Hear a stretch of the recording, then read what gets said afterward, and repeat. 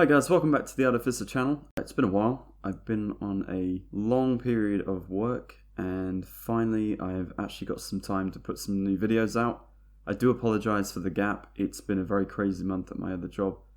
So without further ado, let's crack on. Today I've got the BTR 152. I made this last year in lockdown. It was one of the first ones that I made and also did a bit of filming. I tried using time-lapse, but it's not really the best, as you'll see. But nonetheless, here's the build and I hope you enjoy it.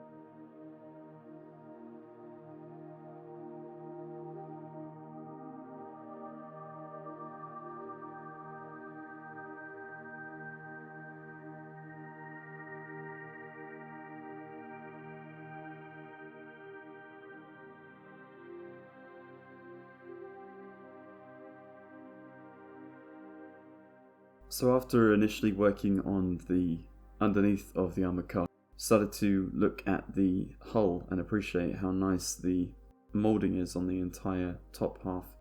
There's a lot of work that needs to be done. It was starting to come together.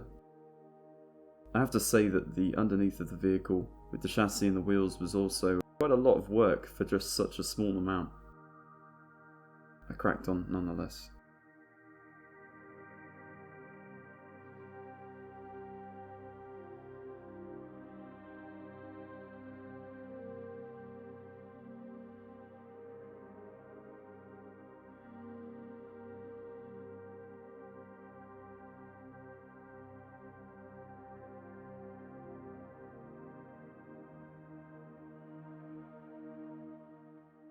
So what I'm doing here is I'm using plastic putty because I wanted to fill in the gaps in the seats and on the interior of the armoured car.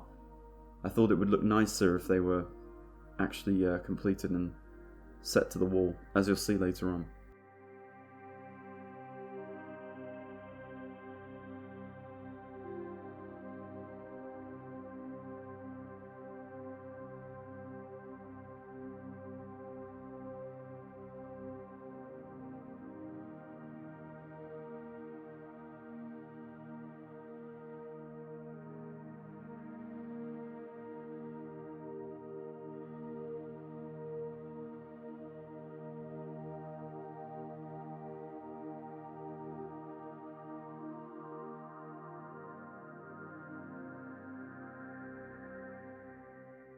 So as you can see on the interior, this is where I used the plastic putty, and as you can see there, I was just trying to fill in the gaps in the seats, which I thought looked a bit weird. So what I was going to do was just attempt to use the first layer of plastic putty and then build it up slowly.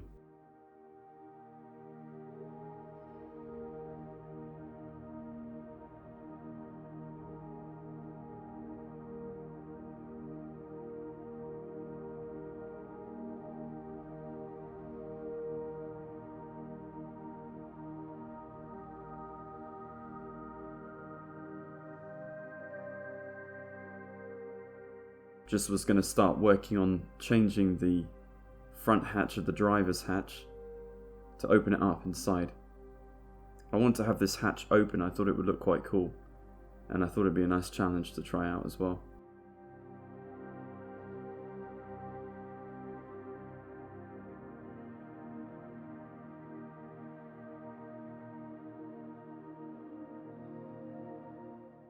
So the weird thing about this model is the actual controls for the dials. They're not really designed for this specific model. I found out they're actually for a different model made by the same company.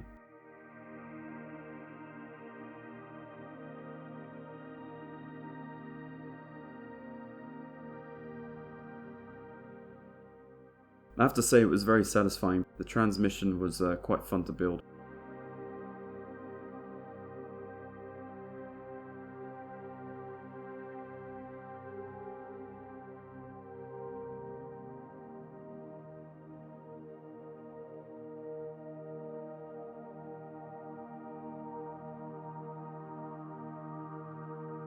Next I just decided to put on the machine gun as well.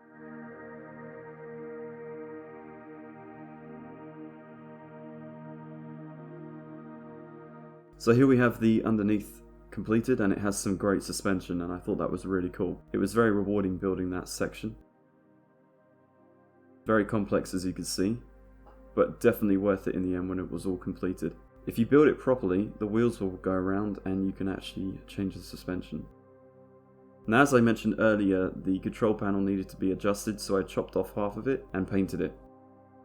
So this is the initial start of drilling into the driver's port.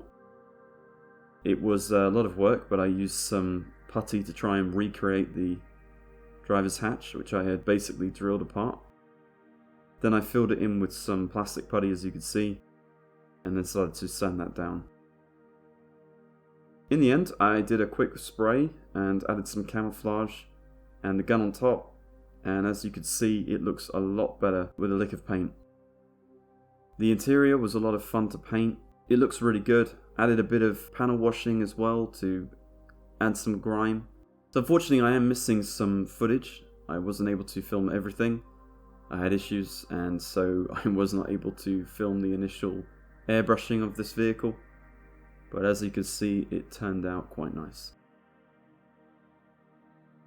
And then I decided to spray it with a little bit of paint just to give it some weathering. So I used this light brown from Vallejo, and it worked really nicely, especially for the Vietnam style mud that you would get around the Ho Chi Minh Trail up into Laos. I thought it was a good fit.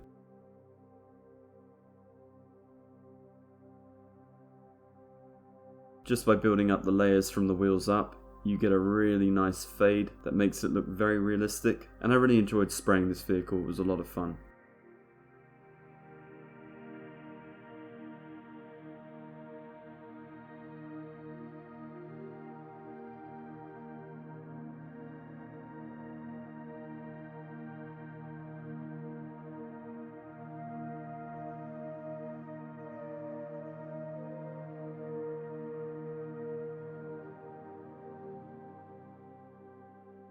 I think in hindsight I definitely would use some sort of adhesive or sticky tack, and trust me, I've definitely managed to get some more since that time.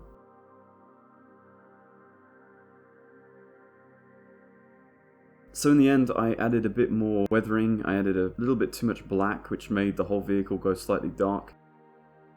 It's not the end of the world. I think what I'll do is I will go back and revisit this one. This was when I was trying out some techniques with an airbrush. The interior I think looks a lot better, and I think it just needs a little bit of a touch up. So in part 2 I'm definitely going to be revisiting this one, but I just wanted to show you what I've been building so far. This is going to be the planned look for the vehicle, and I cannot wait to put it into my new diorama. And part 2 will be coming very soon. Thanks for watching, guys. See you next time.